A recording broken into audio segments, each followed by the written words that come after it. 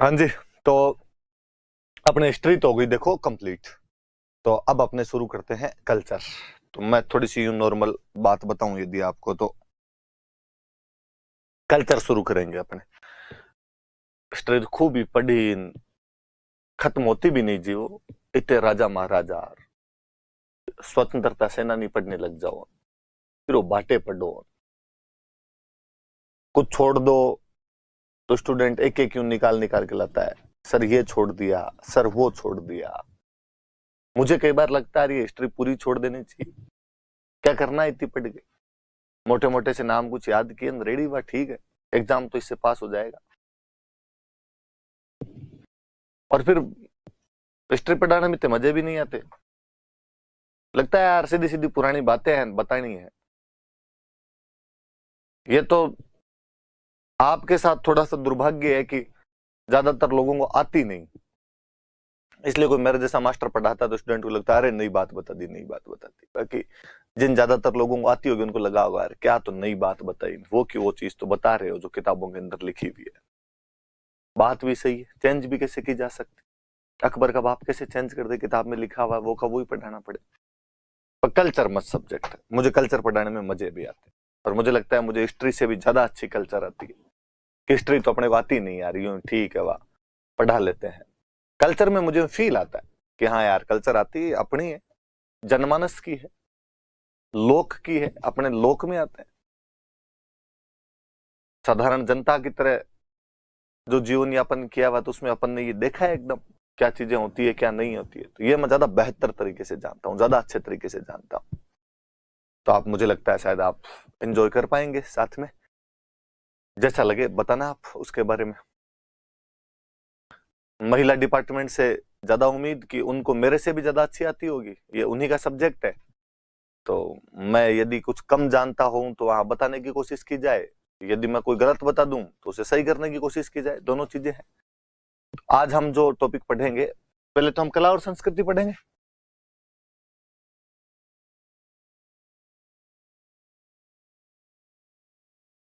Art and culture शुरू करेंगे। और आर्ट एंड कल्चर में भी हम जो सबसे पहले आज टॉपिक शुरू करेंगे, वो टॉपिक शुरू करेंगे अपने त्योहार एवं मेले, फेस्टिवल्स एंड फेयर्स। त्योहार और मेले शुरू करेंगे कि हम फेस्टिवल पढ़ेंगे और मेले फेयर कौन कौन से लगते हैं उनके बारे में पढ़ें। ये इसलिए भी पढ़ना ज्यादा जरूरी कि आगे कोई टॉपिक पढ़ेंगे उनके अंदर ये चीज आएगी। कि आगे लोक देवता पढ़े तो मैं बता दूंगा कि मेला लोक देवता, अब मैं कहता हूं भाद्रपद कृष्ण नवमी को ये मेला लगता है, तब स्टूडेंट को ये भी नहीं पता होता कि यार भाद्रपद कृष्ण नवमी क्या होती। तो ये थोड़ा सा पता होता है तो वहां पर वो चीज काम आती। लोक देवता, लोक संत, संप्रदाय, उन सब के अंदर वो मेले काम आते हैं। आगे लोकगीत पढ़े, लोकगीत के अंदर कहेगी ये गीत गणगौर पर गाया जाता है, तो पहले स्टूडेंट को पता तो क्या यार गणगौर कब आती।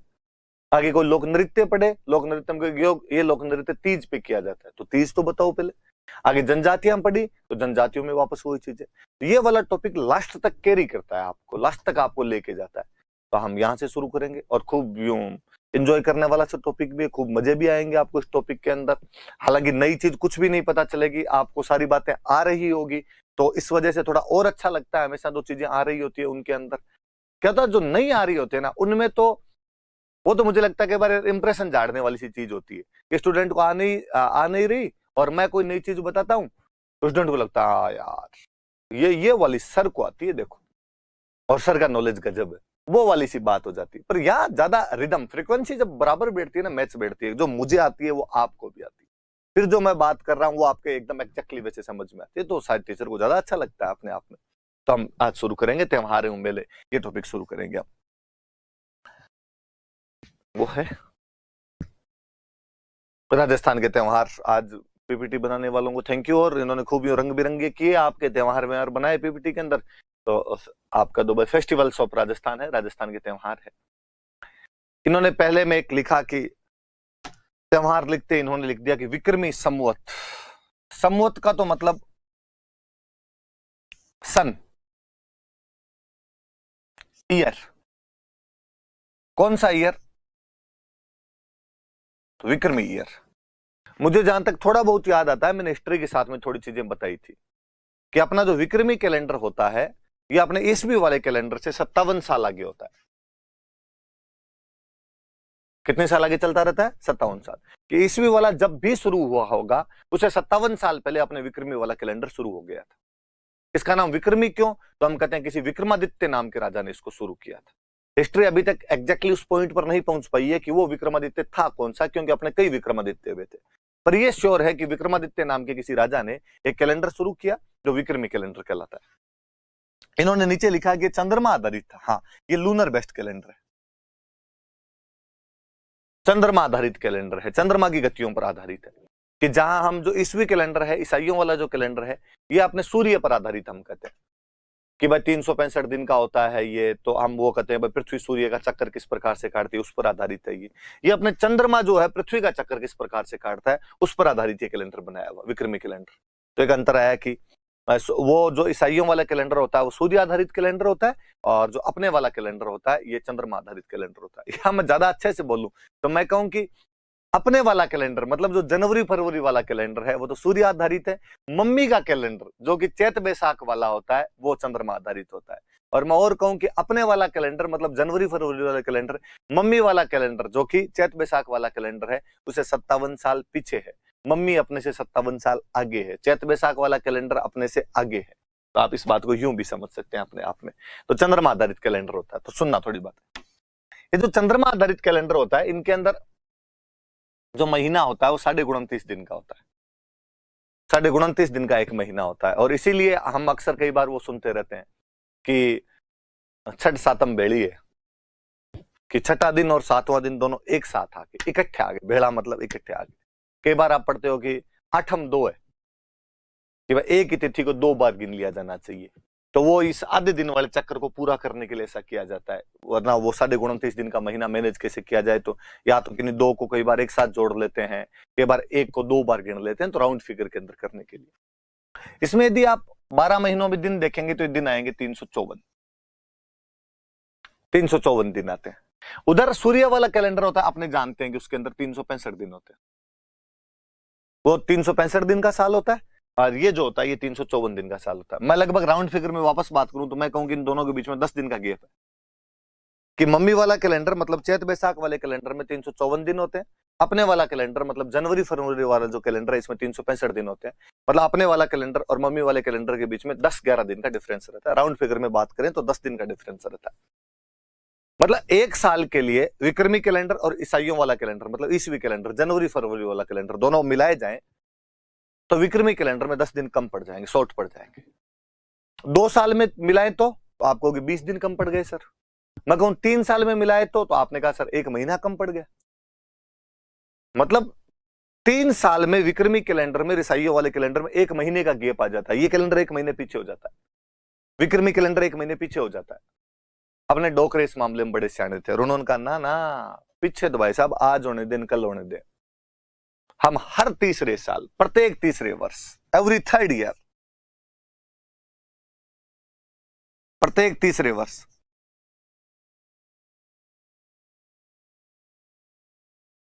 एक महीना अतिरिक्त जोड़ देंगे, 1 एडिशनल मंथ। और ये जो अतिरिक्त महीना जोड़ा जाता है इसको अपने बोलते हैं अधिक मास।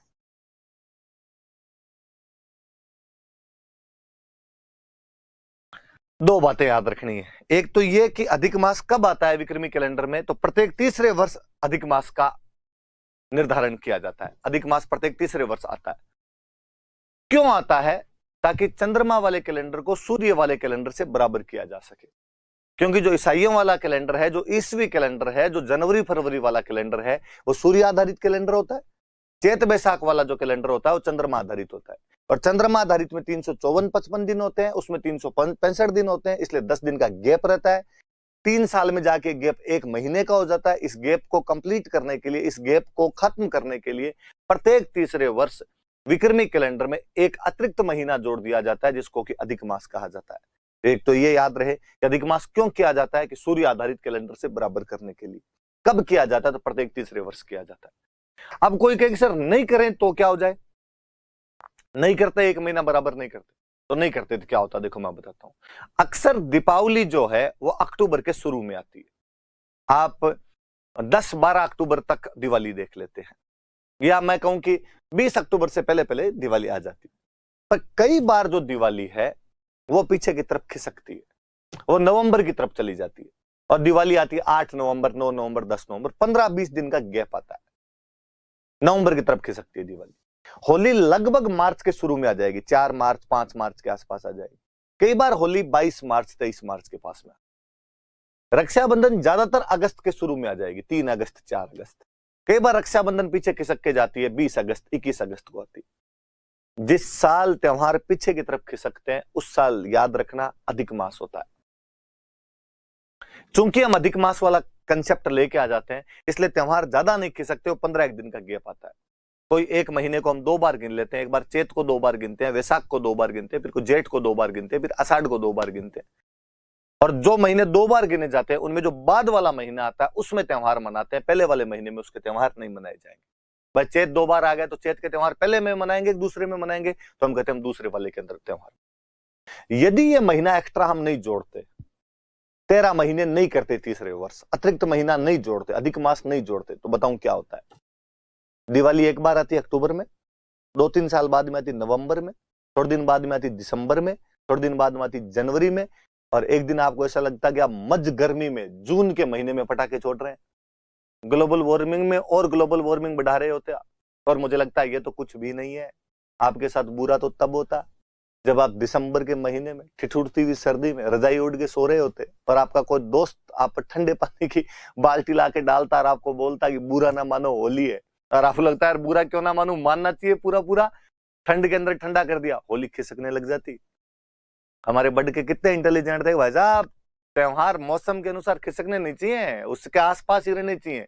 इसलिए कहा गया कि प्रत्येक तीसरे वर्ष जो है वो 1 महीना अतिरिक्त जोड़ दिया जाए, जिसको कि हम क्या कहते हैं, अधिक मास कहते हैं। पर यदि आप गांव में पूछोगे, पंडित जी होते हैं गांव में तो ये सब बताने वाले, पंडित जी से पूछो कि पंडित जी अधिक मास क्यों आता है, तो पंडित जी कहेंगे कि धरती पे जब पाप बढ़ जाते हैं तब भगवान अधिक मास का कंसेप्ट लेके आते हैं, अधिक मास कर देते हैं। तो पंडित जी ने पाप को दूर करने के लिए क्या करें, तो पंडित जी ने कहा पाप दूर करने के लिए भगवान ने कहा कि दान पुण्य करने चाहिए। ठीक पंडित जी, तो दान पुण्य किसको करें, पंडित जी हंस के कहते हैं कि किसका है इंतजार, मैं हूं ना आपके लिए, दान पुण्य मुझे दिए जाए। गांव में अपने ये कंसेप्ट है। हो सकता है अपने में से कुछ लोग कह देंगे ब्राह्मणों ने साहब अपना धंधा बना रखा है और पाप वाप वाली ये सब चीजें बना दी इन्होंने, अपनी तरफ से जोड़ दी, कोई पाप वाप नहीं होते और दान पुण्य इनको लेने होते। पर मैं कहूंगा कि नहीं, ये कंसेप्ट आया तो ऐसे ही था, बाद में इसका रूप कैसे ही हम ले गए हों। हुआ ये था कि हिरण्यकश्यप नाम करके एक राक्षस हुआ करता था, आपने ज्यादातर ने नाम सुना होगा। हिरण्यकश्यप ने भगवान ब्रह्मा की बहुत भयंकर घनघोर तपस्या की। भगवान ब्रह्मा राजीव, इस सृष्टि के सृजनकर्ता, इस सृष्टि को बनाने वाले, और भगवान ब्रह्मा ने कहा कि मांग हिरण्यकश्यप मांग, जो मांगेगा वो मिलेगा। और हिरण्यकश्यप ने कहा कि ब्रह्मा जी ऐसा वरदान दो कि जो 12 महीने होते हैं इनमें से मैं किसी भी महीने में ना मरूं, ना दिन में मरूं ना रात में मरूं, ना अंदर मरूं ना बाहर मरूं, ना पशु से मरूं ना मनुष्य से मरूं, ना अस्त्र से मरूं ना शस्त्र से मरूं। ब्रह्मा जी भगवान जाने उस दिन सुबह सुबह क्या सेट हो गया है थे। और ब्रह्मा जी ने कहा तथास्तु। अब जिस आदमी को यह वरदान मिल जाए कि 12 महीने में किसी महीने में ना मरे, ना घर के अंदर मरे ना घर के बाहर मरे, ना अस्त्र से मरे ना शस्त्र से मरे, ना रात को मरे ना दिन में मरे, ना पशु से मरे ना मनुष्य से मरे, मतलब मर ही नहीं सकता वो तो आदमी। और जब आदमी को ये पता चल जाए कि उसकी मौत आनी ही नहीं है तो व्यक्ति निरंकुश होता है। मैं आप दुनिया सब इसलिए डरती है कि मौत का डर लगता है सबको। गांव में कहे कि भाई गोगा जी के मंदिर राजस्थान में सबसे ज्यादा है, गोगा जी को लोग क्यों धोखते हैं, भाई डरता गोगो जी धोखे है। सांप का डर लगता है तो गोगो जी धोख लिए, वरना आपने गोगो जी को कौन धोखेगे, वो बात है। मौत का डर लगता है इसलिए सब पाप पुण्य की उदाहरणाएं सब पर लागू होती है। अपने को भी पता चल जाए कि अपना मौत कुछ भी नहीं बिगाड़ सकती। मैं कहूं नंगा नाच करें अपने, नंगा समझे नहीं किसी को कुछ भी। छोटे मोटे नौकरी लग जाता ना आदमी तो पुलिस वालों को और कुछ नहीं समझता है, लाल बत्ती भी रुकता नहीं है। तो किसी को ये पता चल जाए कि मर ही नहीं सकते तो आदमी भगवान जाने क्या क्या कांड कर जाए। हिरण्यकश्यप ने कांड करने शुरू किया। हिरण्यकश्यप ने कहा आज के बाद मेरे आसपास में यदि किसी ने भगवान का नाम ले लिया ना टांगे तोड़ दूंगा मैं। किस बात का भगवान है, क्या कर लेगा तुम्हारा भगवान।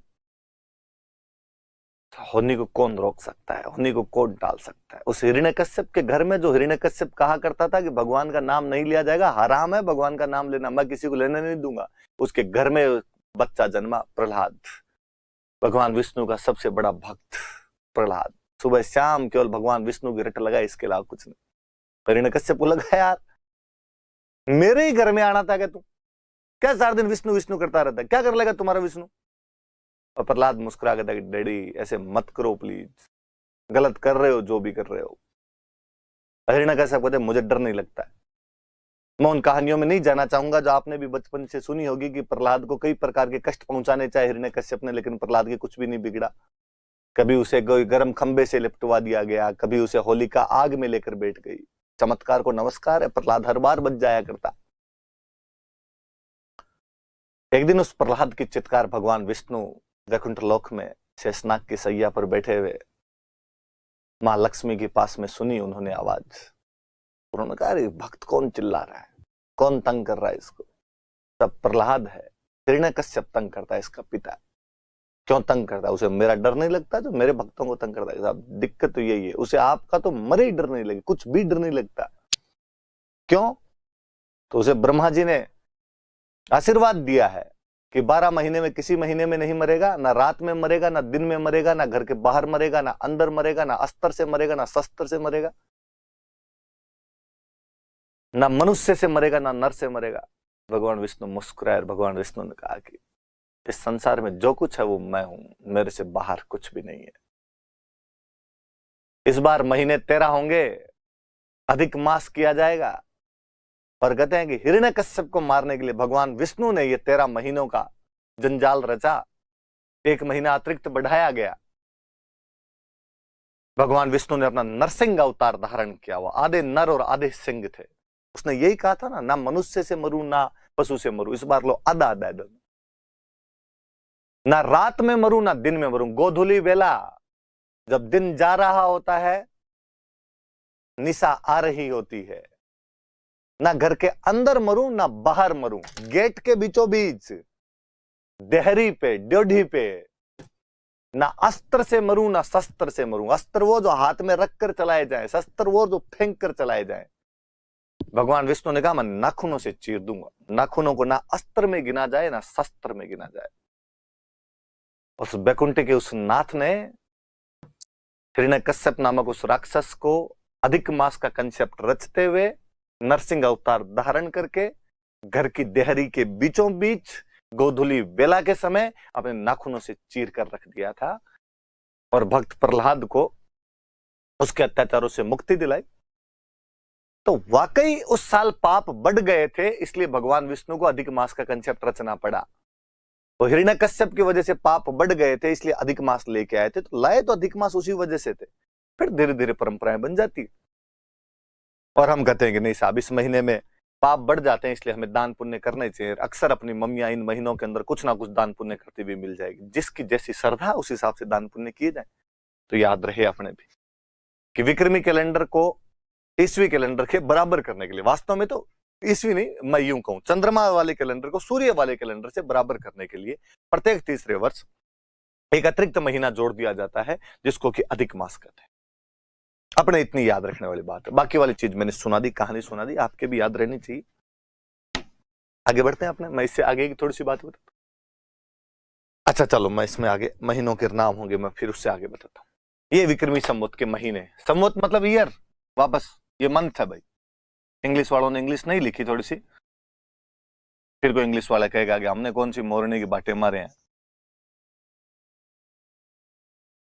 मैं लिख दूं कि मंथ्स ऑफ विक्रमी ईयर, कि विक्रमी जो कैलेंडर होता है उसमें कौन कौन से महीने होते हैं।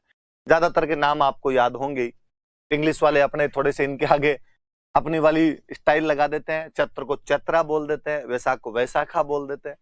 और तब मुझे और लगता है कि यार ये कल्चर तो मैं हिंदी में भी नहीं पढ़ा सकता। मैं इसको चैत्र, वैशाख, ज्येष्ठ, आषाढ़, श्रावण, भाद्रपद, आश्विन आपके कार्तिक मार्गशीर्ष पौष माघ फाल्गुन बोलता हूं तो भी मेरी आत्मा चित्कार चित्कार के कहती है कि राजवीर तू ऐसे कैसे कर सकता है, तू अपनी कल्चर को किसी विदेशी भाषा में कैसे पढ़ा सकता है।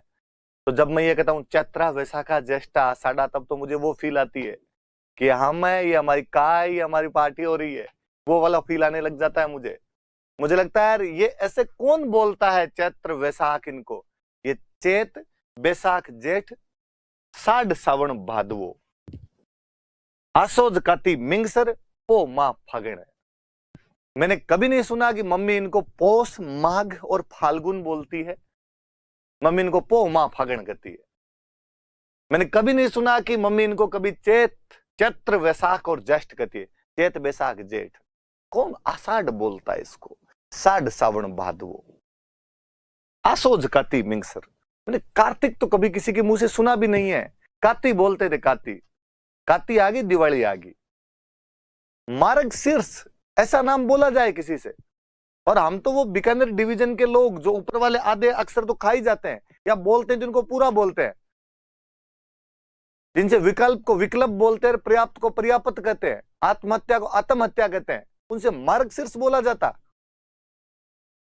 मिंगसर है, मिंगसर पो मां फागण है, तो ये कोई चीजें तो थी नहीं। तो आप भी, मैं चाहूंगा कि इन नामों को वैसे ही याद करें, चैत बैसाख जेठ साढ़ सावन भादवो आसोज काती मिंगसर पो मां फागण।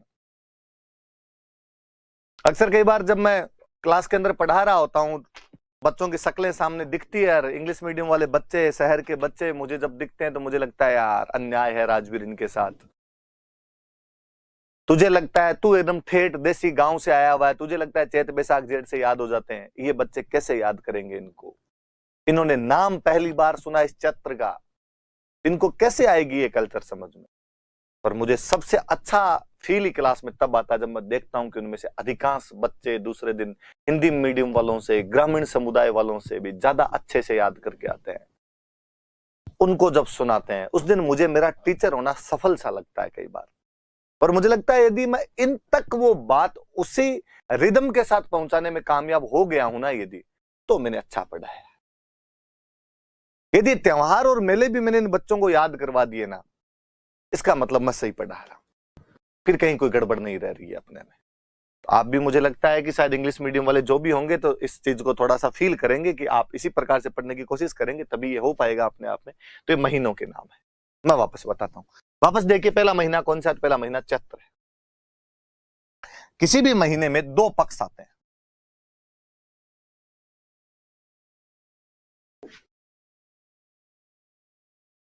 कोई महीना आएगा उसमें दो पक्ष आएंगे, जैसे पहले चैत्र है ना, तो चैत्र में दो पक्ष आएंगे। एक पक्ष आएगा कृष्ण, इंग्लिश में कह दो आप डार्क फोर्टनाइट। एक आएगा शुक्ल। अच्छा, मैं थोड़ा सा अलग लिख देता हूं, इसको दिखे ताकि आपको।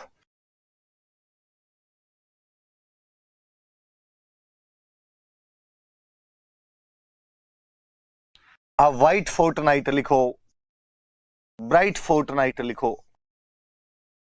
जो भला लगे वो लिखो आप। कृष्ण पक्ष मतलब जिसमें चांद नहीं दिखता, 1 से 15 दिन। शुक्ल पक्ष मतलब जिसमें चांद दिखता है, 1 से 15 दिन। इसमें चांद नहीं दिखता है, उसमें चांद दिखता है। इसका जो 15वां दिन आएगा उसको आप अंग्रेजी वाले बोलते हो न्यू मून,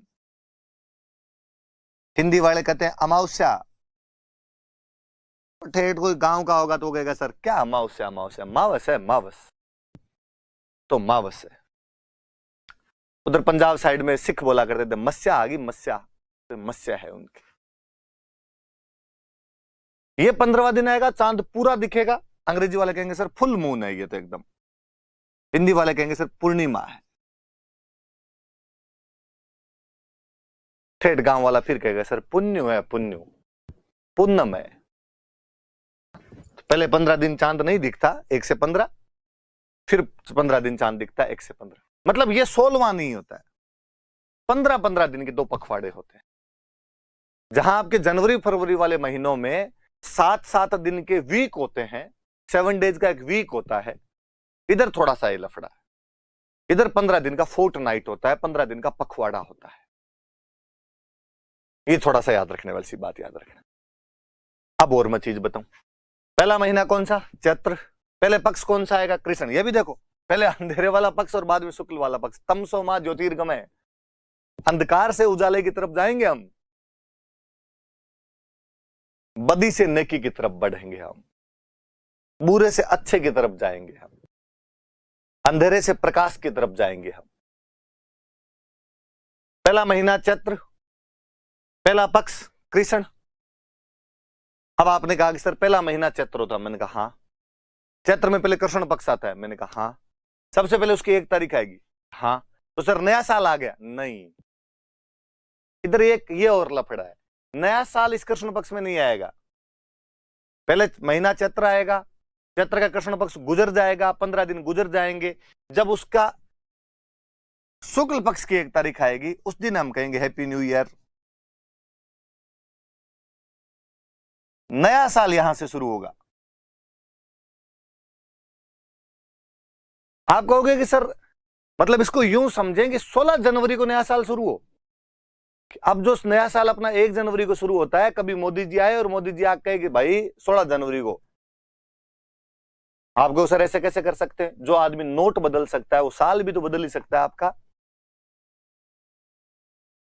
मान ले 16 जनवरी से मान लो नया साल, उसमें क्या है? होता ही है, बैंक का नया साल कभी शुरू होता है, बाणियों का नया साल कभी शुरू होता है, आपका नया साल कभी शुरू होता है। ठीक है, आप 1 जनवरी मान रहे हो, ये भी ऐसा कहते हैं। ये कहते हैं हमारे वाला तो हम चैत्र शुक्ल एकम को मानेंगे। कब मानेंगे? चैत्र शुक्ल एकम को माना जाएगा। इसका मतलब है कोई भी नया साल शुरू होगा तो चैत्र शुक्ल एकम से शुरू होगा। अब मैं मान लो कर दूं कि अभी 2077 चल रहा है, थोड़े दिनों में 2078 लगने वाला है, तो यहां पे 2078 लग जाएगा। जैसे चैत्र शुक्ल एकम आएगी 2078 लग जाएगा अपने। अब शुक्ल एकम, ये शुक्ल पक्ष निकला, इसके बाद क्या आएगा? वैशाख, ज्येष्ठ, आषाढ़, श्रावण, भाद्रपद, आश्विन, कार्तिक, मार्गशीर्ष, पौष, माघ, फाल्गुन, क्या चलता रहेगा? 2078। वापस घूम के चैत्र कृष्ण पक्ष, वापस 2078। 15 दिन गुजर गए, वापस एकम आई, नया साल 2079। समझ में आई कुछ बात यह है कि चैत्र के कृष्ण पक्ष से नया साल शुरू नहीं होता, चैत्र के शुक्ल पक्ष से नया साल शुरू होता है। आप कहोगे तो सर क्या बड़ी बात हुई? बड़ी बात यह है कि वहां जहां आपका महीना जनवरी में शुरू होता है या साल जनवरी से शुरू होता है, अंत उसका दिसंबर में होता है। यहां साल शुरू भी चैत्र में होता है, अंत भी चैत्र में होता है। तेरे नाम से शुरू, तेरे नाम पे खत्म। शुरू कर रहे हैं तब चैत्र शुक्ल एकम है, खत्म करेंगे उस दिन चैत्र अमावस्या होगी।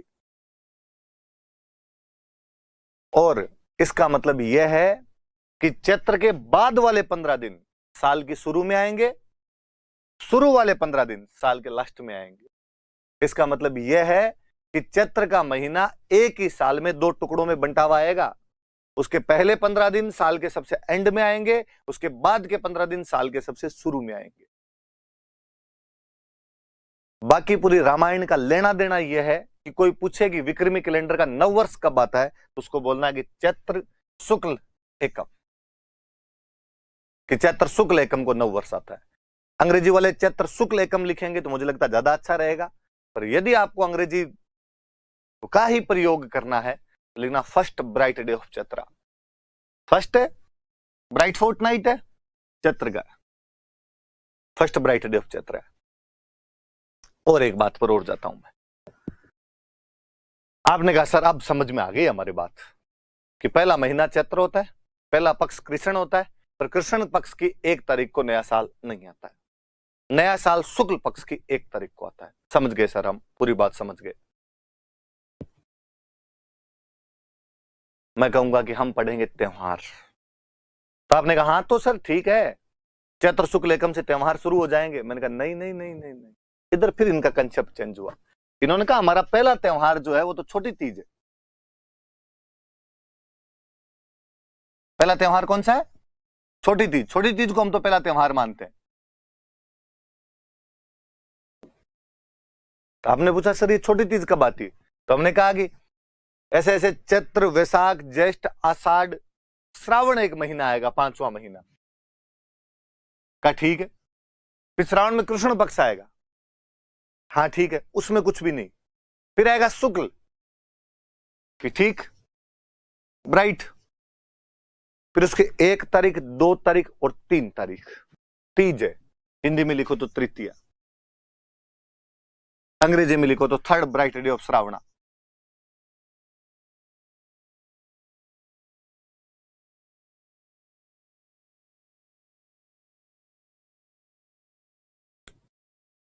अच्छा, तो पहला त्योहार चैत्र में नहीं मानेंगे, पहला त्योहार तो श्रावण से शुरू करेंगे। कि त्योहारों की शुरुआत तो श्रावण से करनी है, और वो भी छोटी तीज से करनी है।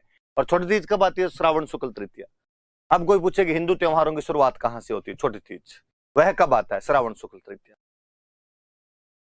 या कोई पूछ ले कि हिंदू त्योहारों में पहला त्योहार कौन सा है? छोटी तीज, वो कब आता है? तो श्रावण शुक्ल तृतीया। फिर अंतिम, अंतिम हमने कहा गणगौर। अंतिम त्योहार गणगौर है। गणगौर के बाद हम कहेंगे त्योहार खत्म हो जाए। और गणगौर कब आएगी? ये उस पहले महीने में आ जाएगी, चैत्र में आ जाएगी। ऐसे चैत्र आएगा, उसका शुक्ल पक्ष आएगा, उसकी जो तृतीया आएगी वो गणगौर है। दोनों में तृतीया है, दोनों में शुक्ल पक्ष में। जहां तृतीया है इसका मतलब पार्वती मां की पूजा हो रही है। जहां पर भी तीज बोले, तृतीया बोले, इसका मतलब पूजा किसकी कर रहे हैं? मां पार्वती की पूजा की जा रही है। ये बात भी याद रहे कि तृतीया या तीज का मतलब पार्वती है, इसका मतलब वहां पे पार्वती की पूजा की जा रही है। तो अच्छा, साल की शुरुआत भले ही चैत्र से होती हो, पर त्योहारों की शुरुआत तो श्रावण से करनी पड़ेगी आपको। उल्टा चैत्र में तो हमारे त्योहार खत्म हो जाएंगे। सर्किल ऐसे घूमेगा, त्योहारों वाला सर्किल ऐसे घूमेगा। मम्मी अक्सर कहती रहती है गांव में, तीज त्योहारा बावड़ी न लेडू भी गणगौर। तीज त्योहारा बावड़ी लेडू भी गणगौर। एक शब्द है इसमें बावड़ी।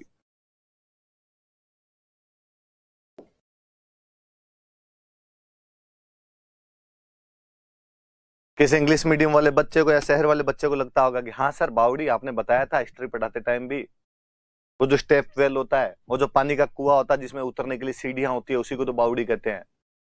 मैं कहूंगा ना मुन्ना ना, यहाँ अलग है थोड़ा सा। एक शेखावटी भाषा का शब्द है जिसका मतलब होता है वापस आना। गांव में अक्सर कोई आदमी दूर जा रहा होता है, वापस बुलाना होता है, कहता बावड़ जा, मतलब वापस आ जा। यहाँ बावड़ी है, बोलने में थोड़ा चेंज है, वो बावड़ी है, यहाँ बावड़ी है। तीज त्योहारा बावड़ी, तीज त्योहारों को वापस लेके आती है। ले डूबी गणगौर, गणगौर उनको लेके डूब जाती है। लाइन कहती है कि तीज से त्योहारों की शुरुआत होती है तथा गणगौर पर जाकर त्योहार समाप्त हो जाते हैं। मुझे याद आता है कि 2010 में मेंस था और क्वेश्चन पूछ लिया आरपीसी ने कि तीज त्योहारा बावड़ी ले डूबी गणगौर, इस पंक्ति का अर्थ स्पष्ट कीजिए। ठेठ हमारे जैसे को देसी खांटी थे जिनको और कुछ आता ही नहीं था, ये तीज त्योहारा बावड़ी सुने थे बचपन से, वो लिख के आ गए कि हिंदू त्योहारों की शुरुआत छोटी तीज अर्थात श्रावण शुक्ल तृतीया से होती है तथा उनका अंत गणगौर अर्थात चैत्र शुक्ल तृतीया पर होता है। Hindu festivals are started from Chhoti Teej और एंड उनका जाके एंड विद गणगौर, कि गणगौर पर जाकर खत्म हो जाते हैं। तो देसी लोग थे वो तो लिख के आ गए, शहर वाले बच्चों के, हमारे साथ वालों कई होंगे दिक्कत, कई तो अजीबोगरीब आंसर लिख के आ गए। मेंस में खाली लाइनें पड़ी होती, कुछ ना कुछ लिखना होता है वहां पर आपको, फिर किसी ने लिख दिया तीज नामक लड़की की दोस्त गणगौर थी, दोनों एक दिन बावड़ी पर गई। बावड़ी पानी का एक कुआं होता है जिसमें नीचे उतरने के लिए सीढ़ियां होती है। गणगौर तीज को लेकर डूब गई, दोनों सहेलियां डूबकर उसमें मर जाती है। किसी राजस्थानी कहानी की ये पंक्तियां हमें याद दिलाती है कि छोटी बच्चियों को अकेले बावड़ी पर नहीं भेजना चाहिए। आप ऐसे मत करना। आप इस पंक्तियों का अर्थ जानना कि तीज त्योहार बावड़ी ले डूबी गणगौर का मतलब है कि तीज के साथ त्योहार शुरू होते हैं, तीज त्योहारों को वापस लेकर आते। तीज कौन सी? छोटी तीज। छोटी तीज कब आती है? श्रावण में। श्रावण में कब आती है? तो शुक्ल पक्ष की तृतीया को। ले डूबी गणगौर, गणगौर उनको लेकर डूब जाती है। गणगौर के साथ में त्योहार खत्म हो जाते हैं। कभी और ध्यान रखना, तीज गणगौर ये सब पार्वती माता होती है, पार्वती माता की सवारी निकालते हैं, सवारियों का तालाब में विसर्जन करके आते हैं बाद में। गणगौर के साथ में त्योहार डूब जाते हैं, तीज के साथ में त्योहार वापस शुरू होते हैं। सिंपल सा इस लाइन का अर्थ ये था। अब हम त्योहार पढ़ते हैं। अब आपने कहा कि सर अब समझ में आ गया कि त्योहारों की शुरुआत श्रावण से करनी। एग्जैक्टली इसीलिए हमने पहले महीने का नाम लिखा है श्रावण। आपने कहा सर छोटी तीज से करनी है और वो शुक्ल पक्ष में आता है। हाँ, इसीलिए हमने कृष्ण पक्ष को खाली छोड़ रखा है कि बाद में देख लेंगे कृष्ण पक्ष में क्या आता है क्या नहीं आता है। एक बार तो त्योहारों की शुरुआत की जाए, और त्योहारों की शुरुआत कहां से की जाए? तो छोटी तीज से की जाए। इंग्लिश में भी एग्जैक्टली छोटी तीज लिखना है इसको, कोई स्मॉल थर्ड डे टाइप का कर मत लेना कुछ कि आपको लगे यार ये लिख देते हैं। नहीं, छोटी तीज ही लिखा जाना चाहिए। तो तृतीया को छोटी तीज। अपने काम की बात कि छोटी तीज सबसे अच्छी कहीं पर यदि मनाई जाती है तो जयपुर। आपसे कोई पूछेगा कि छोटी तीज कहां की फेमस है, बिना सोचे समझे बताना कि सर छोटी तीज है वो जयपुर की प्रसिद्ध है। आपको पूछेगा कि हम छोटी तीज मनाते क्यों हैं, मैं कहूंगा छोटी तीज हमारे पति पत्नी के प्रेम का त्योहार है। पति पत्नी के प्रेम का त्योहार है।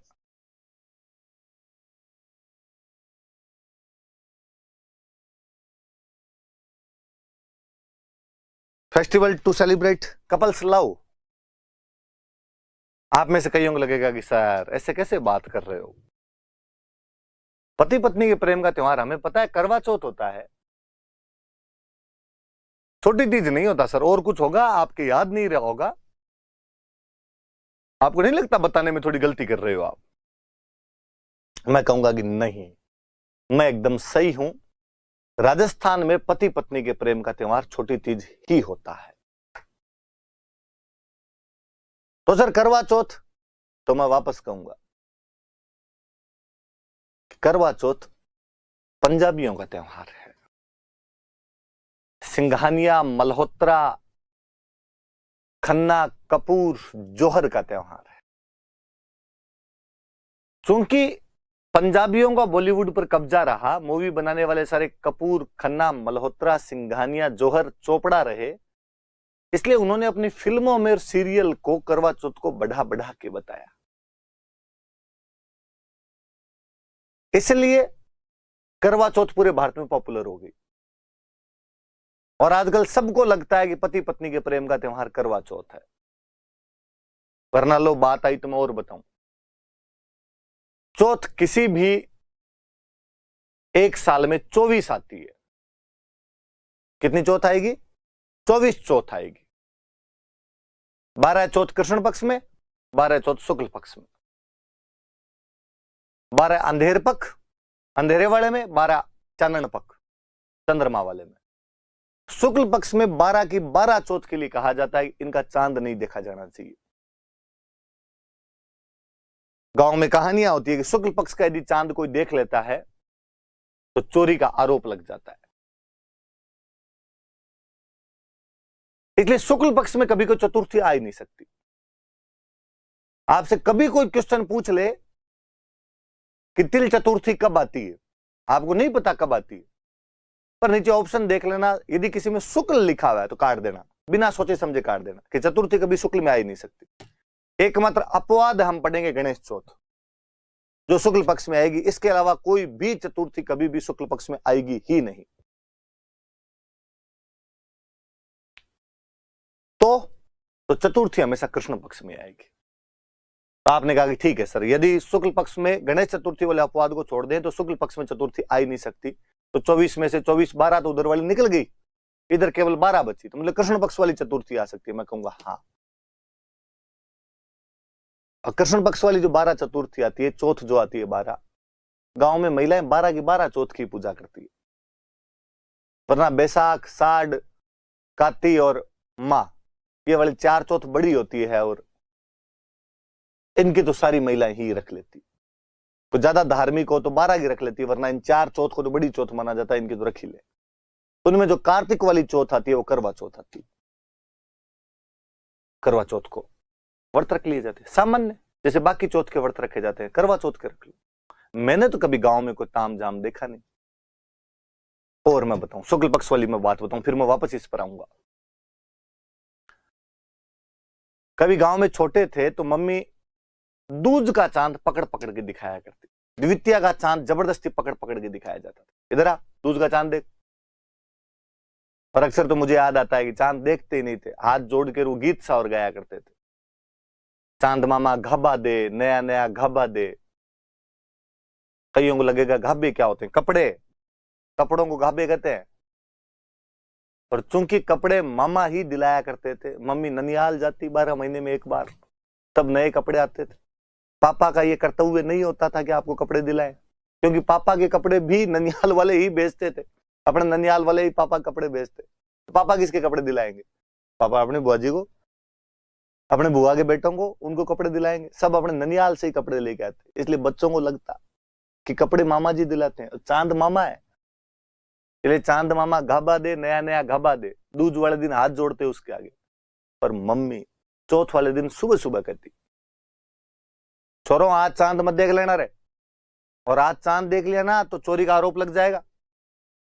भगवान कृष्ण पे लग गया था कि उन्होंने सैमन तक मणि चुराई है, क्योंकि उन्होंने चौथ का चांद देख लिया था। केवल इस वजह से कलंक लग जाता है चौथ का चांद देखने से। पर बचपन में जिन चीजों के लिए मना किया जाता है उन चीजों को करने में ज्यादा मजे आते हैं। और उस दिन शाम को चांद, वरना तो पता ही नहीं चलता चांद कब आया और कब चला गया। उस दिन शाम को धीरे धीरे देखते, पर यूं देखते। एक आधा भाई बहन खोड़ ला होता, मम्मी को बताऊंगा, मम्मी को बताऊंगा, कई बार तो पिटाई और हो जाती। तब से मन में आएगा भाई चौथ का चांद नहीं देखेंगे। मेरे तो अभी एक दिन दिख गया था, 4-5 दिन पहले, ये जो चौथ निकली इसका, तो मुझे यूं बड़ा अजीब लगा, यार चौथ का चांद देख लिया, अपने चौथ का चांद देख लिया। भले कितने साइंटिफिक होने की कोशिश करें, हमें पता है कि अंधविश्वास ये देखने से क्या ही हो जाएगा ऐसे, पर मन में अभी तक भी वो बचपन जिंदा रहता है कि नहीं यार चौथ का तो नहीं देखते हैं ना, बचपन में मना करते थे ना, चौथ का क्यों दिख गया। कई दरियों कानों के हाथ वाथ लगाने की एक्टिंग करते हैं। तो चौथ के चांद शुक्ल पक्ष में तो देखे नहीं जाते, इसलिए चतुर्थी आएगी तो कृष्ण में आएगी। कृष्ण में 12 में से 12 चौथ की पूजा की जाती है, 12 में नहीं तो 4 की तो बड़ी वाली की पक्की कर लेते हैं। उन 4 में से एक कार्तिक वाली करवा चौथ आती है, तो नॉर्मल महिलाएं वैसे ही पूजा कर लिया करती थी। अपने लिए करवा चौथ कभी बड़ा इतना त्योहार रहा ही नहीं। और कभी आप उस करवा चौथ की तो जो कल्चर है उसको पकड़ने की कोशिश करो और देखो कि क्या ऐसा राजस्थान में संभव था कि करवा चौथ जो नॉर्मली अब हम देख रहे हैं, जो स्वरूप देख रहे हैं, वो ये कहता है कि पत्नी सज संवर के, एकदम सज धज के छत पे जाएगी और वहां छलनी में से अपने पति को देखेगी। चांद वो है, उसको देखेगी। इमेजिन कीजिए, आज से 2 पीढ़ी पहले क्या अपनी मम्मी वाली पीढ़ी, दादी वाली पीढ़ी ऐसा कर सकती थी? क्या कोई महिला सज धज के छत पे खड़ी हो सकती थी? गांव वाले बात बना ले पूरे, अब फलान जी की बीरनी छत पे खड़ी थी और उसमें पति को देख ले। आप कभी सोच के देखिए कि मम्मी या दादी वाली पीढ़ी क्या ऐसे अपने पति को, पापा को या दादाजी को बोल सकती थी कि प्लीज शाम को घर जल्दी आ जाना, मैं छलनी में से देखूंगी। जूता 10 नंबर का आता है पैर में। उल्टी लुगाइयां अपने तो कहती थी कि बोमिया तू बाहर ही रहना, मत आना। डाकियों से लगता था डर पहले, तो कोई पति को बुलाने वाली ये फीलिंग तो हुआ ही नहीं करती थी। अपने चौथ चांद देखा, शाम को रोटी खा ली, दिन में कहानी सुन लिया करते थे। एक को बाबू कहानी आती थी, बाबू कहानी सुना दिया करती थी। तो भाई साहब अपने करवा चौथ नहीं होती थी, पति पत्नी के प्रेम का त्योहार था। अपने जो पति पत्नी के प्रेम का त्योहार था वो तीज था, तीज आया करती थी। और कभी पुरानी राजस्थानी कहानियां सुनो आप, कहानियों में आएगा कि बंदे की शादी हुई और शादी होने के बाद बंदे को लगा यार 1 से 2 हो गए, कमाना चाहिए। इतने दिन तक तो निकमे बैठे थे, बापू ढाबे पे खाना खा रहे थे। राजस्थान में आर्थिक संसाधनों की कमी, कमाने के लिए बाहर जाना पड़ेगा। बंदा बाहर जाता और बाहर जाने लगता तो पत्नी कहता कमाने के लिए बाहर जा रहा हूं, और पत्नी कहती कि मैं तो अभी आई हूं, अभी आप बाहर चले जाओगे ना, आपके बिना मेरा मन कैसे लगेगा।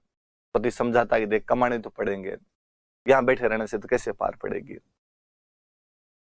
पर मैं तुम्हें वचन देता हूं कि मैं साल भर के अंदर वापस तुम्हारे पास आ जाऊंगा। पत्नी वापस हाथ में हाथ रख के कसमें खिलाती। नया जोड़ा तो कर ही सकता है ऐसा थोड़ा कुछ कि और पता नहीं, पर तीज वाले दिन वापस आ जाना। बात पे गौर कीजिए आप, पत्नी पति को कह रही है कि तीज वाले दिन वापस आ जाना। तमाम राजस्थानी कहानियां ये चीज बताती है।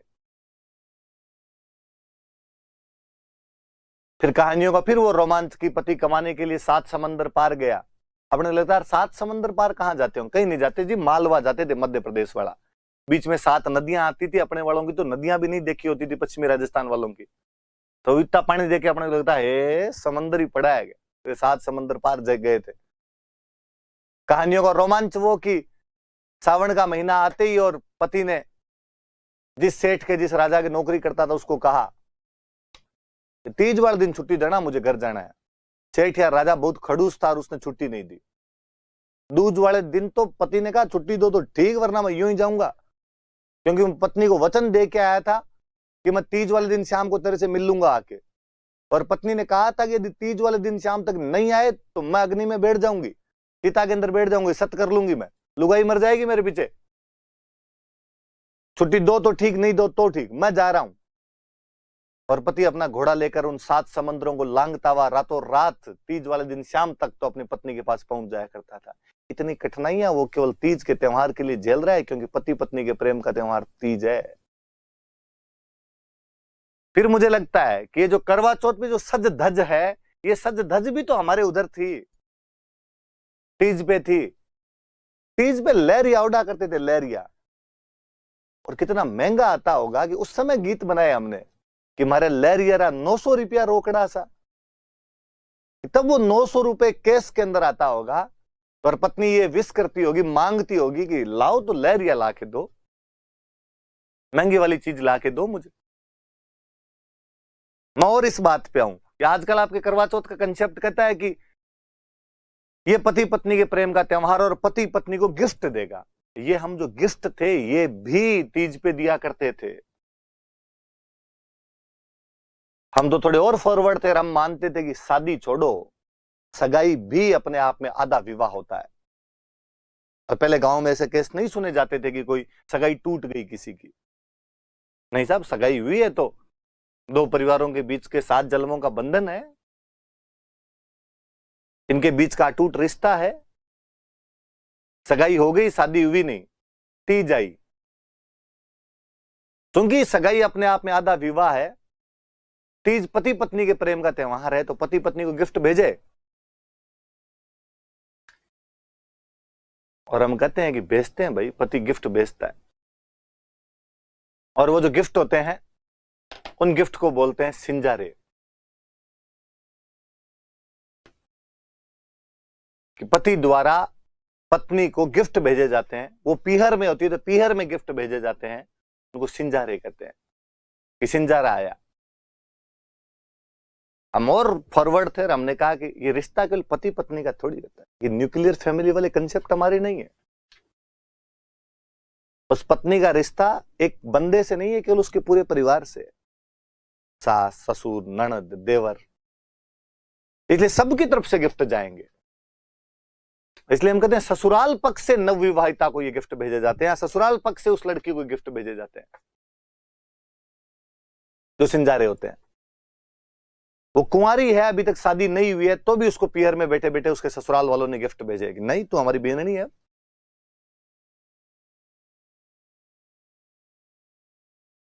थोड़े दिन बाद उसकी शादी हो गई। शादी होने के बाद में वापस श्रावण आया, हमने फिर कंसेप्ट गढ़ा और कहा पहले सावन में सास बहू साथ नहीं रहेगी, और पहले सावन में सास बहू साथ रहे तो सास पे भार आता है, इसलिए बहू को पीहर भेज दो। इसलिए बहू को पीहर भेज दिया जाता, बीननी को पीहर भेज दिया जाता है। अब चूंकि बीननी पीहर है, श्रावण में तीज आएगी, पति पत्नी के प्रेम का त्योहार है, वापस गिफ्ट भेजे जाए, इसलिए वापस गिफ्ट भेजे जाते हैं, वही सिंजारे भेजे जाते हैं। इसलिए अक्सर गांव में सुनने को मिलता है, एक कुंवारो सिंजारो है ना, एक परिनेड़ो सिंजारो है। एक जो कुंवारी थी तब इसके गिफ्ट आए थे, एक जब वो शादी होके आ गई तब उसके गिफ्ट आए थे। फिर चूंकि अगले सावन से वो अपने वहीं रहती है, तो बाद में इतना आदान प्रदान अपने को देखने को मिलता नहीं। तो सिंजारे कब आए? तीज पे। लहरिया कब ओढ़े? कि तीज पे। पति 7 समंदरों को लांघता हुआ कब आया? तीज पे। पत्नी ये धमकी कब दे कि तुम नहीं आए तो मैं अग्नि के अंदर प्रवेश करके सत कर लूंगी? तीज पे। इसका मतलब पति पत्नी के प्रेम का त्योहार तीज है। करवा चौथ है त्योहार, तो जितना तीज है उतना नहीं। इसलिए है लड़कियों, तुम पर यह महती जिम्मेदारी है कि केवल इस कल्चर को पढ़ाई के लिए नहीं पढ़ना है, एग्जाम पास करने के लिए नहीं पढ़ना है। मैं नहीं कहूंगा आपसे कि करवा चौथ मनानी बंद कर दी जाए, मनाई जाए, धूमधाम से मनाई जाए, पर तीज बंद नहीं होनी चाहिए। तीज करवा चौथ से ऊपर वाला महत्व रखनी चाहिए।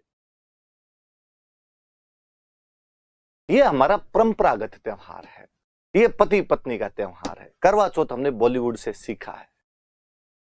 इस बॉलीवुड ने कई कांड करवाए हैं अपने।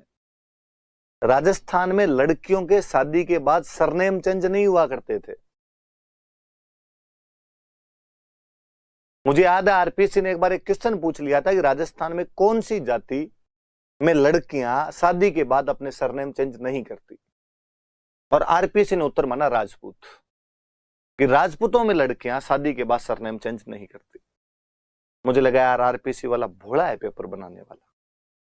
इसने क्या कुछ एग्जाम्पल देखे, राजा का नाम जसवंत सिंह राठौड़, रानी का नाम हाड़ी रानी जसवंत देव। उसको लगा अच्छा सरनेम वही पड़ा है इसके। तो राजा का नाम सवाई जयसिंह कछवाहा, रानी का नाम के चंद्र कंवर सिसोदिया। हाँ इधर भी लपड़ा है। राजा का नाम कि राज सिंह सिसोदिया, रानी का नाम कि चारुमती राठौड़। और उसने कहा कि हाँ राजपूतों में लड़कियां शादी के बाद अपना सरनेम चेंज नहीं करती। और उसने क्वेश्चन पूछ लिया। मैं कहूंगा कि यदि वो हमारे गांव में जाके किसी भी जाति या धर्म के अंदर पूछता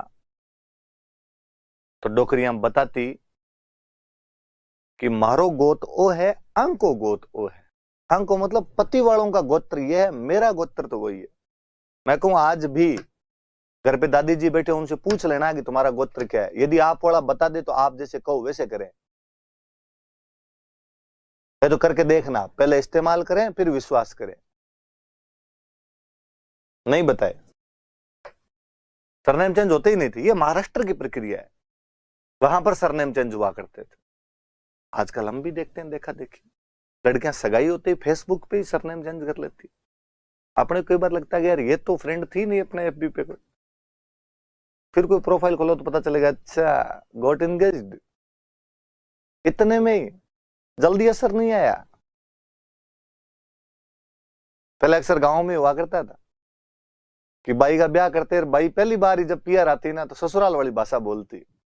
अपने राजस्थान में भाषाएं अलग अलग, कोस कोस पर बदले पानी, 3 कोस पर बदले पानी। तो भाई ससुराल वाले थोड़े बहुत जो शब्द होती ससुराल वाले बोलते, और गांव में कहते भाई सासर रंग जल्दी चढ़ो। मुझे लगता है आजकल बाई को सासर जाने की जरूरत ही क्या है। बाई सगाई के बाद भी रंग चढ़ाती है, सगाई के बाद ही अपने सरनेम चेंज कर लेती है। इसलिए है लड़कियों, पापा वाला सरनेम बेहद अच्छा है, तो बाई ब्लड है, तुम्हारी जीनियोलॉजी जुड़ी हुई है उससे। पति वाला सरनेम बच्चे लगाएंगे, तुम तो अपने पापा वाला सरनेम लगाओ कम से कम। बॉलीवुड ने कई काम करवाए हमसे। बॉलीवुड ने देवी देवता चेंज कर दिए भाई अपने। कौन जानता था 2 पीढ़ी पहले वैष्णो माता को? वैष्णो माता से माफी मांगते हुए 100 सलाम महाराज, माफी देना। पर 2 पीढ़ी पहले वाले को पूछो अपने राजस्थान में वैष्णो माता का नाम भी सुना था क्या? कोई गया था क्या तुम्हारी 7 पीढ़ियों में भी वैष्णो माता की? करणी माता, जीर्ण माता, शीला माता, जमवाई माता, चामुंडा माता, आई माता भरी पड़ी थी अपने यहां पे।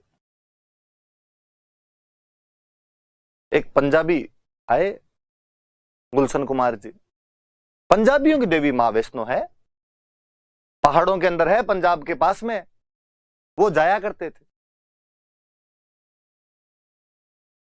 उन्होंने जब गाने बनाए, गुलशन कुमार जी ने जब गाने बनाए, वो तो अपनी माता जी का बखान करेंगे, उन्होंने वैष्णो माता जी गाने बनाए। पूरा राजस्थान जा रहा है उधर, पूरा नॉर्थ इंडिया जा रहा है उधर। और मुझे लगा यार वहां से हम कई कंसेप्ट और सीख के आ गए। पंजाबी बड़े एनर्जेटिक लोग होते हैं और जाते हुए जोर जोर से नारे लगाते, जोर से बोलो जय माता दी, आगे वाले जय माता दी, पीछे वाले जय माता दी। मुझे लगता है यार ये तो अपने तो होता ही नहीं है। अपने तो मंदिर जाते हैं तब कहते चुप, बोलेगा नहीं अगर कोई, बड़े हैं सामने देवी देवता, उनके सामने चरचर चरचर करते रहते हो, एकदम चुप रहो, मोबाइल साइलेंट करके जाते हैं। मुझे कई बार बड़ा अजीब लगता है कि मैं वैष्णो करणी माता मंदिर में गया हुआ होता हूँ और वहां पे कोई लड़कों का ग्रुप आता है, यहाँ चुपचाप माँ की भक्ति कर रहे होते हैं, माँ को याद कर रहे होते हैं, और कोई जोर से आगे बोलता है, जोर से बोलो सच्चे दरबार की, करणी माता की। मुझे कई बार उन बच्चों को समझाने का जी करता है कि बच्चों नहीं, अपने वाली जो मम्मी है, अपने वाली जो माता है, ये शोरगुल पसंद नहीं करती है, नाराज हो जाएगी। फिर कई बार लगता है कि यार बच्चे कह देंगे कि नहीं सर, नहीं भैया, माता कभी कुमाता नहीं हो सकती, मम्मी अपने बच्चों पे कभी नाराज नहीं हो सकती, शोरगुल करेंगे तो भी वो नाराज नहीं होगी। तो मुझे वापस उनको कहने का जी करता है कि जिस भाषा में तू जय बोल रहा है, ये भाषा माता को नहीं आती। ये जय माता दी, ये दी वाला जो वर्ड है ना, ये पंजाबी है।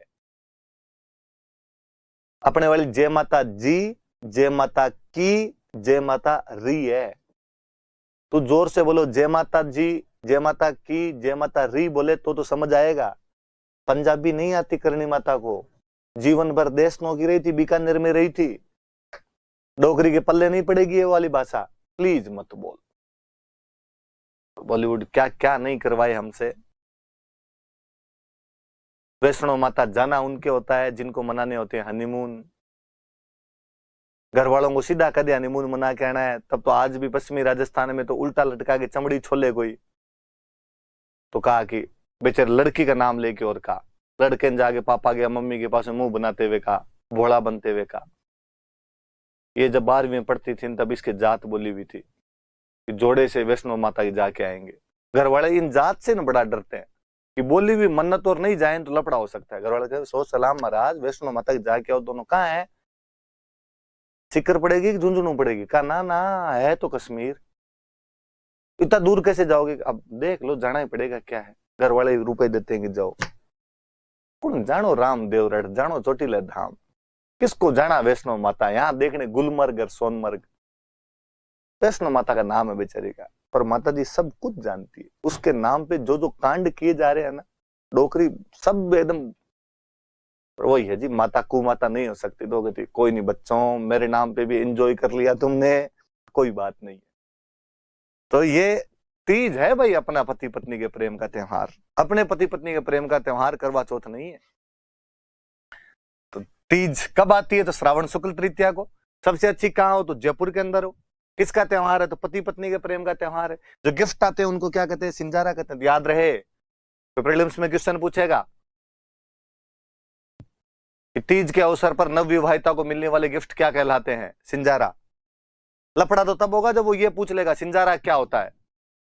और नीचे ऑप्शन आएंगे, ग्रासिया महिला के नाक का आभूषण, बाड़मेर जिले का सुदूरवर्ती एक गांव, मूंग की एक किस्म, नवविवाहिता के लिए आने वाले उपहार। आपको लगेगा मूंग हो सकता है, मूंग फसलों में कोई नई किस्म आ गई होगी।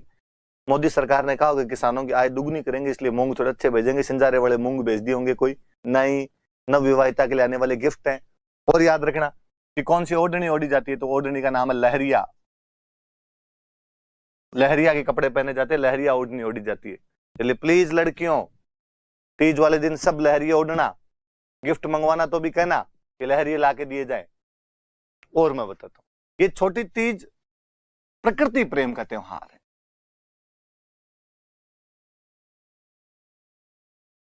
नेचर के साथ हमारा जुड़ाव, हमारी आत्मीयता, हमारा कनेक्शन दिखाता है, क्योंकि हमारी नेचर फलती फूलती भी तो श्रावण में ही थी, और नेचर फूलते फलती फूलती कब थी हमारे, इसलिए हमने श्रावण में झूले डाले, हमने श्रावण के झूलों के गीत गाए, बना रे बगम झूला गाला। मुझे और लगता है कि अपने वाले कितने इंटेलिजेंट थे। पश्चिमी राजस्थान वालों के बाग दूर दूर तक ही नहीं थे, खेजड़ी पे झूले डाले थे, पर गीत में गाया हमने कि बना रे बगम झूला गाला। मुझे लगता है कोई केरला वाले कोई गाना सुनाया जाए, उसको जब इसका अर्थ बताया, उसको लगेगा ओ नो, राजस्थान में इतने बाग है कि वहां पे झूले भी डाले जाते हैं। तो कौन समझाए कि हमारे वाले इंटेलिजेंट थे, लोगों को बावड़े बनाने के तरीके निकाल लिए थे हमने।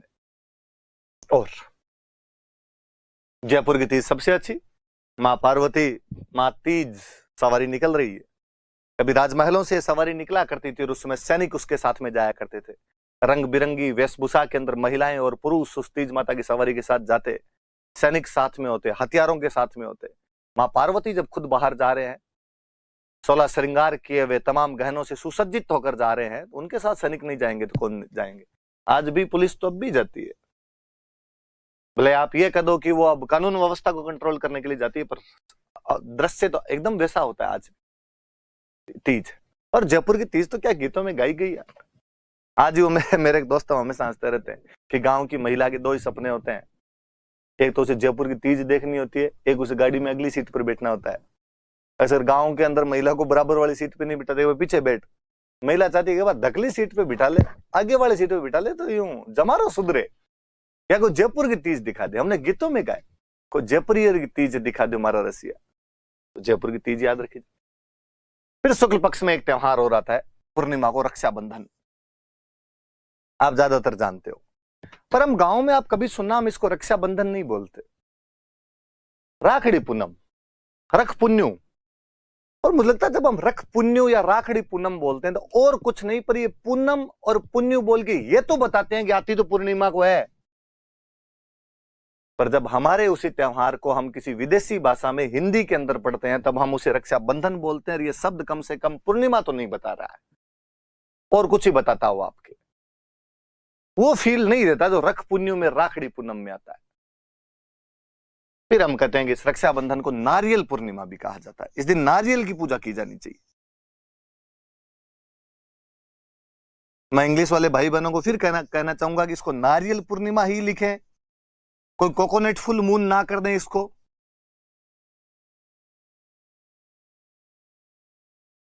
ये नारियल पूर्णिमा ही है। कभी घरों में देखा हो तो जब विधि विधान से रक्षाबंधन मनाते हैं तो बाकायदा हाथ में नारियल दे के फिर बहनें राखी बांधती है। ये नारियल पूर्णिमा है। हम इस दिन श्रवण कुमार की पूजा करते हैं।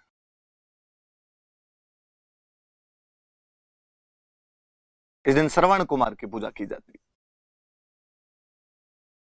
आप में से ज्यादातर लोगों ने श्रवण कुमार की कहानी सुनी होगी कि एक आज्ञाकारी पुत्र जो अपने अंधे माता पिता को तीर्थ यात्रा कराने के लिए लकड़ी की एक कावड़ बनाकर उनको घुमाता हुआ फिरता है। यह उन दिनों की बात है जब अयोध्या के अंदर महाराज दशरथ राज कर रहे थे। महाराज दशरथ की एक खासियत थी कि वो शब्द भेदी बाण चलाया करते थे। और महाराज दशरथ ने उस दिन सरयू नदी के किनारे अपना मचान लगाया और कहा कि रात्रि के समय में जब जंगल का कोई जानवर इस सरयू नदी के अंदर पानी पीने के लिए आएगा, जैसे वो अपना मुंह डालेगा, छपाक की आवाज के साथ मैं तीर चलाकर उस जानवर का शिकार कर लूंगा। दुर्भाग्य, विडंबना कि उस दिन जंगली जानवर की जगह वह आज्ञाकारी पुत्र श्रवण कुमार अपने अंधे माता पिता के लेकर वहीं आसपास कहीं ठहरा हुआ था। और अंधे माता पिता को जब रात्रि को प्यास लगी तो अपना बर्तन लेकर उस सरयू नदी से पानी लेने के लिए आया। उसके बर्तन की छपाक की आवाज ने राजा दशरथ को चौकन्ना किया और उनके एक ही शब्द भेदी बाण ने श्रवण कुमार के प्राण ले लिए थे। तीर लगते श्रवण कुमार की चिल्लाहट सुनकर महाराज दशरथ भागे और उनको लगा कि मनुष्य मर गया। जब तक वो आते तब तक उस युवक के प्राण लगभग निकलने वाले थे। युवक ने केवल इतना कहा कि महाराज दशरथ, अंधे माता पिता मेरे पानी के लिए मेरा वेट कर रहे होंगे, प्लीज पानी उनको पिला देना। महाराज दशरथ उन अंधे माता पिता के पास गए। कई देर तक तो उनके मुंह से बोलती ना फूट पाई, ना कह पाई कि मैंने तुम्हारे पुत्र को मार दिया है। लेकिन जब वो अंधे माता पिता ने कहा कि हमें कुछ अनहोनी मालूम हो रही, तुम कौन हो, क्या हो, हमारा पुत्र कहाँ गया, वो जब चित्कार किया तो महाराज दशरथ रोए और रोते उन्होंने कहा कि गलती से मेरे हाथों से तुम्हारा पुत्र मर गया है। अब मैं तुम्हारे लिए पानी लेकर आया हूं, पश्चाताप करना चाहता हूं, प्रायश्चित करना चाहता हूं, जो सजा देना चाहते हो वो दीजिए। अंधे माता पिता ने कहा कि महाराज दशरथ को अंधा माता पिता क्या ही सजा दे सकता है तुम्हें, प्रकृति सब सजाएं सब लोगों के लिए तय रखती है, लेकिन आज हम हमारे पुत्र के वियोग में तड़प तड़प के मर जाएंगे और हमारी हाय तुम्हें लगेगी, एक दिन तुम उसी प्रकार अपने पुत्र के वियोग में तड़प तड़प के मर जाओगे। कहानी आगे कहती है कि काफी दिनों बाद जब महारानी कैकेयी के वरदानों के कारण महाराज दशरथ को अपने पुत्र राम को वनवास देना पड़ा, तो महाराज दशरथ पुत्र राम के वियोग में उसी प्रकार तड़प तड़प के मरे थे जिस प्रकार कभी श्रवण कुमार के माता पिता उसकी याद में तड़प तड़प कर मरे थे। वो दिन रक्षाबंधन का दिन था, वो श्रावण की पूर्णिमा का दिन था, इसलिए आज भी हम उस आज्ञाकारी पुत्र श्रवण कुमार की इस दिन पूजा करते हैं। यह शुरुआती क्लास थी, अपनी इंट्रोडक्शन था। ये 2 त्योहार बताए मैंने, त्योहार कब शुरू होते हैं ये बताए गए। आप पढ़ना, कल वाली क्लास से हम और ढंग से शुरू करेंगे कौन कौन से त्योहार है। थोड़ी सी बातों को समझने की कोशिश करना। जिन लोगों का कल्चर से ज्यादा कोई वास्ता नहीं है वो थोड़ा ज्यादा इंटरेस्ट लेना, जिनका वास्ता है वो मुझे लगेगा कि उनको आता ही है वो थोड़ा कम इंटरेस्ट ले लेना। बेसिकली जो पूर्वी राजस्थान के भाई बंधु है वो थोड़ा ज्यादा ध्यान रखना, क्योंकि अक्सर मैं कहता हूं कि हमारे पश्चिमी राजस्थान में कल्चर होती है और पूर्वी राजस्थान में एग्रीकल्चर होती है। इसलिए तुम्हारे लोगों का इधर कल्चर से काम नहीं पड़ा, हमारे खाने के दाने थे नहीं तो हमने व्रत ही रखे और कुछ किया भी नहीं था हमने। Thank you.